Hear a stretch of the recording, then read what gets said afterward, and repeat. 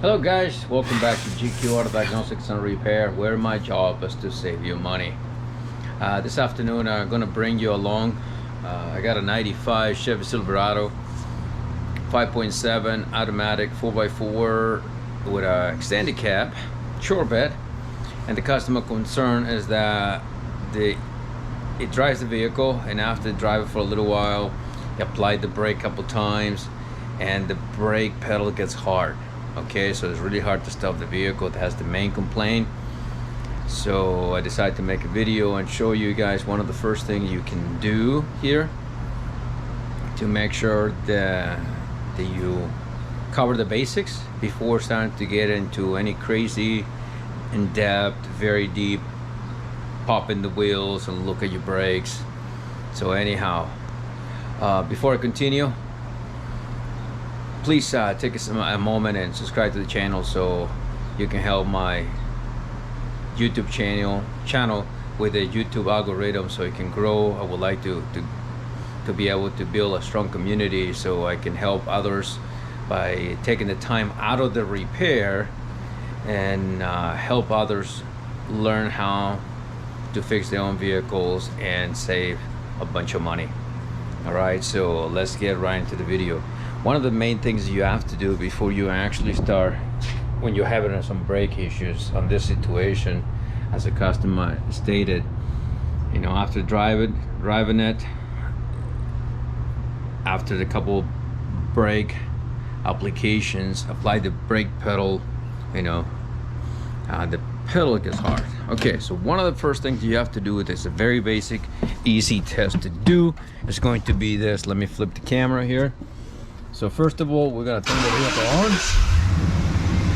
I hope you guys can hear me with the vehicle on, but anyhow, I'll do my best. Okay, number one, the vehicle is running. Okay, so this vehicle has a brake booster. The brake booster is gonna use the vacuum. Okay, let me go back here so that way I don't get too ahead of myself.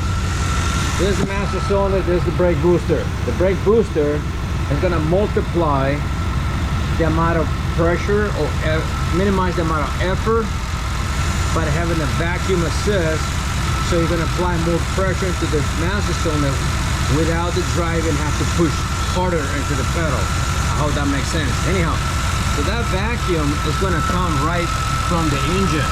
So right now we can see the vacuum hose is connected, so right there is fine. Okay, so let's go back into the video. I was kind of getting ahead of myself, I apologize. Now I'm going to apply the brake, and it should feel nice and soft, and it find a place that it stop and get firm. Nice. Okay, now one of the things I need to pay attention here, if you apply the brake and you hear like a hush sound, it might be your brake booster seal that is bad already. All right, you should not hear any weird sound. Nice and quiet. That's good. Right there, so far we are good. Now that tells us that the brake booster is getting vacuumed. The brake booster is doing what it's supposed to. Now it's another area that we're gonna use, we're gonna test. On the brake booster is going to be one-way valve. It's a check valve, okay? So that way keep the vacuum store. Some vacuum left when you turn the engine off is stored into the booster. So that way, if anything happened, if the vehicle, for instance, lost the engine die, so the driver can still apply at least 3 times the brake and have some vacuum assist, so you can stop the vehicle safely. Okay, now the vehicle is off. So we're gonna pump the brake 3 times top. Okay, the first time it should go down normal like we experienced when the engine was running. We release it. The second time it should be able to go apply the brake, but it's gonna be less. It's gonna start to feel a little bit harder. The third time it's gonna move a very little and it's gonna get hard right away. So that way 3 pumps, the brake pedal every time is gonna get a little bit higher. Okay, so right here the pedal is hard. Okay, it's pretty hard. Nothing happening. Now, if you keep your foot on the pedal, turn the vehicle on, the pedal should sink a little when the engine runs. So that tells us the vacuum is going into the booster. See my brake and my foot? It went down. Now the pedal again is nice and soft, the way it's supposed to, and gets firm right there. All right. So right now that test passed. The second test, the one we pump it 3 times in the pedal, the feel of the pedal should change. He failed that test. So now we're going to come back here into the engine bay, and this is the one-way valve on this vehicle. Okay, more a high percentage of the time is going to be right here. Some newer vehicles, okay, you might be able to find it on the inside the hose, but we're going to focus on this vehicle. Okay, so now after this valve was working good, it should have some vacuum stored on the booster. So I'm gonna disconnect, and you should hear, if it's working, you should hear some like hush, some air going into seconds. Nothing happened. Okay, the next thing here, this you should be able to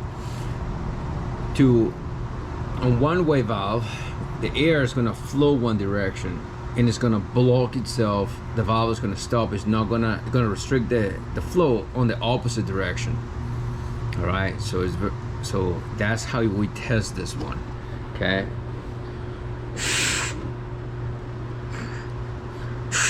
it's going both directions. So right there, this valve is not good. Okay, now I have another valve right here. Okay, so it's no flow, and it is flow.